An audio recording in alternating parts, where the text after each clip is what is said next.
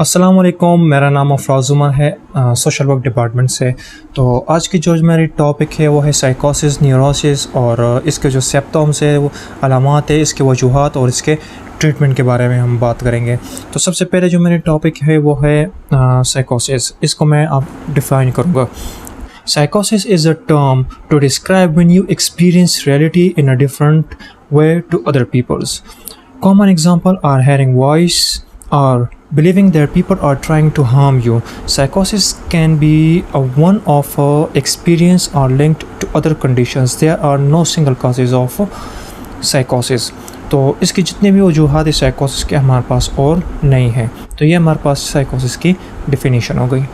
अब जो हमारे पास सेकंड चीज़ है वो है न्यूरोसिस। अब न्यूरोसिस हमारे पास क्या है, इसकी सिंपल डेफिनेशन मैं आपके साथ शेयर करूँगा। A relatively mild mental illness that are not caused by organic diseases, involving symptoms or stress, depression, obsessive behavior, but not a radical loss of touch with reality.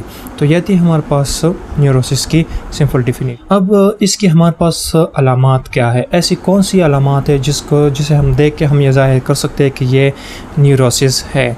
तो इसकी जो हमारे पास अलामात है, इसके जो सिम्पटम्स है हमारे पास वो है न्यूरोसिस, प्रियल neurosis are also called psychoneurosis और प्रियुलर psychoneurosis, mental disorder that causes a sense of distress and deficient in functioning.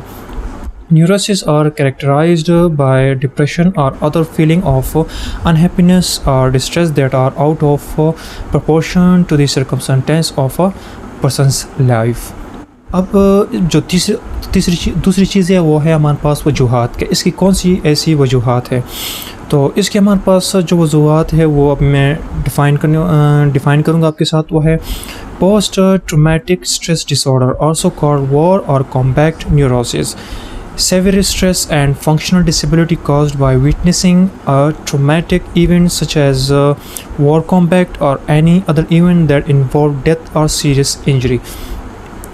ज़ाहिर सी बात है, कोई ऐसी सीरियस इंजरी अगर आपके साथ हो जाए, कोई ऐसी जो ख़तरनाक हो, जो आप कह सकते हैं कि बिल्कुल मरने की बात आ रही है यहाँ पर, तो इस वजूहात से आपको ऐसी कोई वजूहात की वजह से आपको ये डिजीज़ हो सकती। अब लास्ट में हमारे पास आती है ट्रीटमेंट। तो ट्रीटमेंट हमारे पास है कि neurosis should be treated by a counsellor, therapist, psychologist and psychiatrist और other mental health care professionals.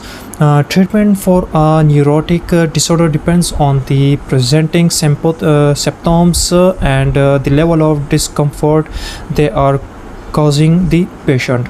Modes of treatment are similar to that of other mental disorders and can include psychotherapy, cognitive behavioral therapy, creative therapies, for example art or music therapies, psychoactive drugs and रिलैक्शन exercise. अब जित रिलैक्शन exercise हमारे पास है, जो हम किसी चीज़ को imagine करते हैं या अपने आप को रिलैक्स कर लेते हैं, कोई चीज़ के बारे में नहीं सोचते, तो ये एक बड़ी ट्रीटमेंट है इसके। या हम साइकेट्रिस्ट के पास जाए या हम साइकोलॉजिस्ट के पास जाए, वो जो तरीके हमें सिखाती है उसके ज़रिए हम अपना ट्रीटमेंट आसानी कर सकते हैं। अब इसकी अगर हम सिमिलरिटीज़ के बारे में हम बात करें, हमारे पास बहुत ज़्यादा सिमिलरिटीज़ आती है, लेकिन मैं इसमें कुछ जो है आपके साथ डिफ़ाइन करूँगा। इसमें जो हमारे पास न्यूरोसिस की जो हमारे पास सिमिलरिटीज़ है वो है neurosis is less significant and only mental impact. और जो हमारे पास साइकोसिस है, साइकोसिस is both emotion and functional. इसमें हमारे साथ बहुत से आते हैं lack of interest, lack of self confidence, lack of self behave, physical and physical work both effect, physically और मेंटली हमारे साथ दोनों इसको अफेक्ट करती है। तो ये थी आज मेरी जो प्रेजेंटेशन। तो आई होप आपको पसंद आई होगी। Thank you so much.